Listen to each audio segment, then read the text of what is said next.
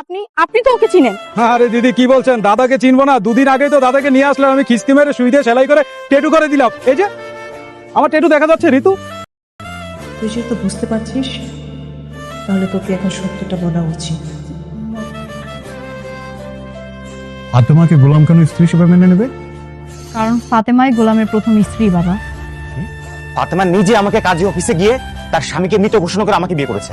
ফাতেমা এখন আমার স্ত্রী। চুপ, একদম চুপ। আমি কিন্তু তোমার জন্য অপেক্ষা করবো, তুমি আইসো। এসব এসব কিভাবে হলো?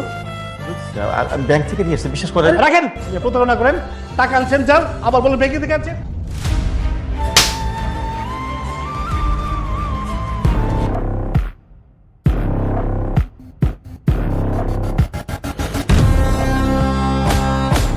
এরকম মূর্খ লোকদের তো ব্যাংকে আসার দরকার নাই, তাদেরকে আমাদের তো দরকার নাই স্যার।